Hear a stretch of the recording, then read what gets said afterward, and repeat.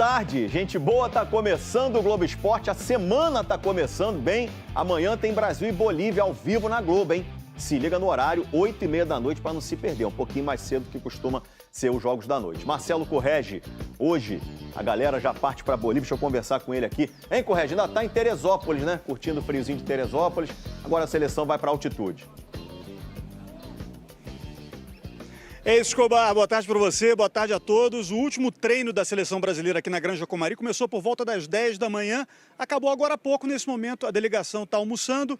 Por volta das 2h15 da tarde, os ônibus deixam Teresópolis rumo ao Aeroporto Internacional Antônio Carlos Jobim, de onde seguem para Santa Cruz de la Sierra. E aí o Brasil fica lá, nessa cidade, a 400 metros de altitude, até 4 horas antes da partida, quando vai para El Alto, a 4.150 metros de altitude.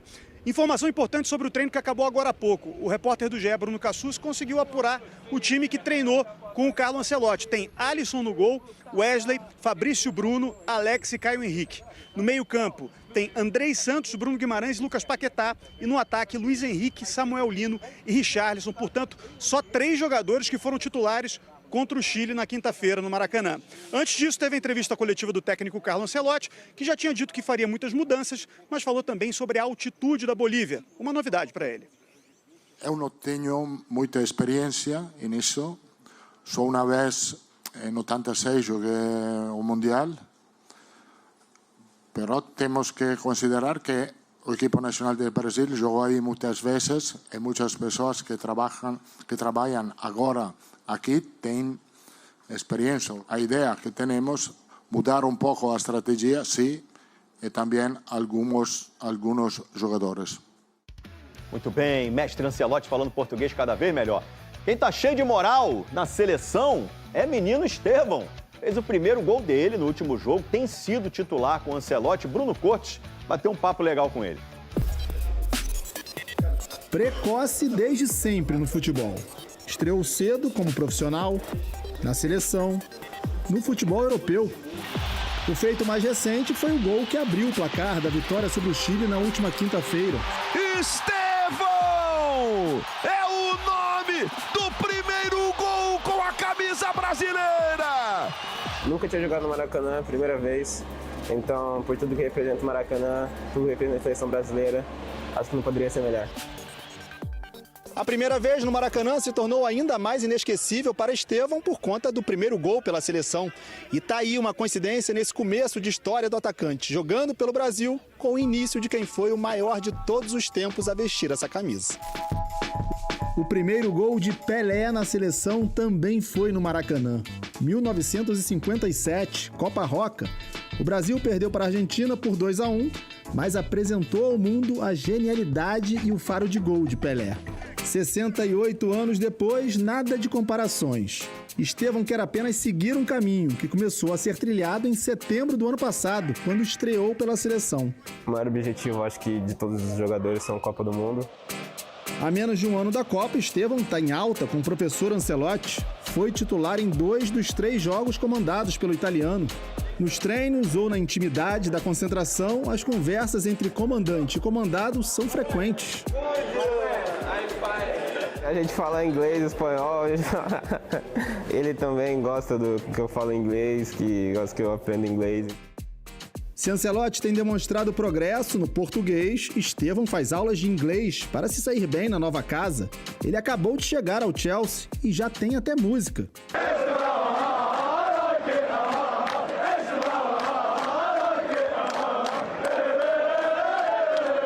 Eu só escutei o Estevão, a musiquinha. Quem sabe um dia escute também a torcida brasileira cantando o nome dele. Em campo, Estevão já tem dado motivos para receber esse tipo de homenagem. Eu jogo com prazer, jogo com alegria, porque é o que eu amo fazer, cara. Eu sou muito feliz porque é a única coisa que eu sei fazer. Estevão, I like it. Gostei da música dele.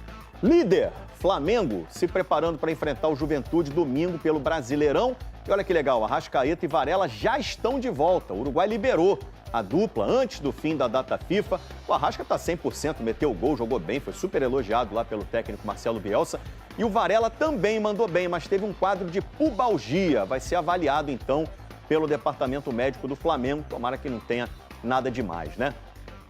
E quinta... Está em data FIFA e eu vou ser sincero, não aguento mais a data FIFA, é chato demais. Embora no final de semana eu tenha descansado um pouco mais, vou ser bem sincero. Hoje eu consegui assistir um filme inteiro, coisa que eu não lembro a última vez que eu tinha conseguido fazer em casa, assim, num final de semana, assistir ele de uma vez só, sabe?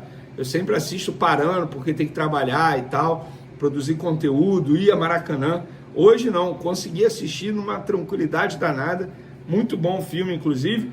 Data FIFA, vamos começar falando de seleção brasileira, porque Ancelotti, no treino de hoje, nesse domingão, o penúltimo antes do duelo com Bolívia na terça, indicou que fará mudanças em todos os setores em treino fechado, tá? Por exemplo, 3 jogadores devem começar a partida.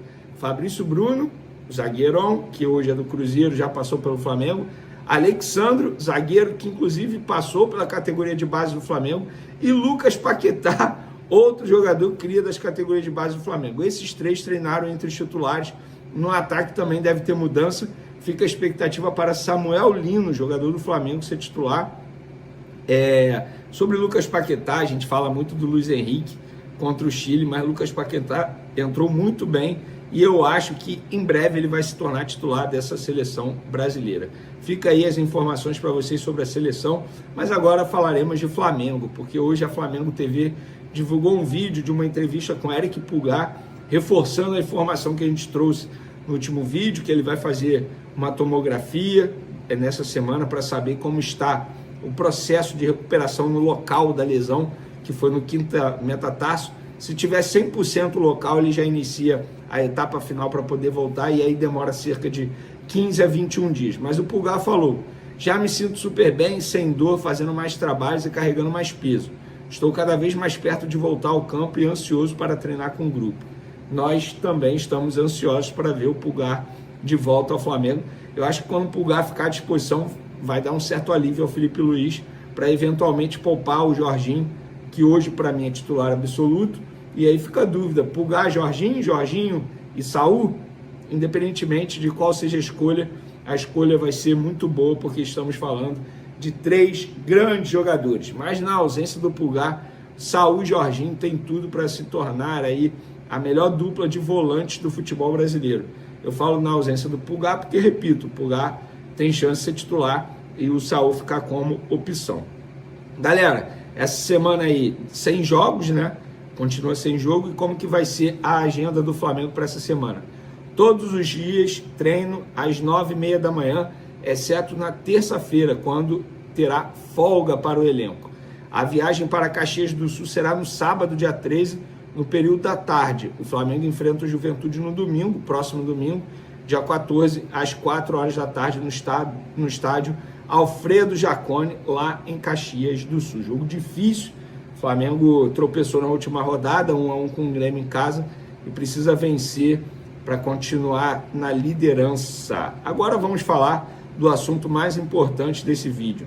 2 jogadores estão sendo devolvidos ao Flamengo: Varela e Arrascaeta. Eles foram liberados pela seleção uruguaia e estão de volta ao Flamengo. Mas a notícia não é tão boa assim, torcedor. Vocês podem estar comemorando: opa, voltaram. Não é tão boa. Vamos lá, vou contextualizar. No começo da tarde desse domingo, a imprensa uruguaia noticiou que o Bielsa liberou Arrascaeta, Varela e Pelistri, os 3 jogadores, para não jogarem contra o Chile. E aí eu fui apurar, confirmei a informação da imprensa uruguaia, e eu apurei o seguinte, até publiquei nas minhas redes sociais: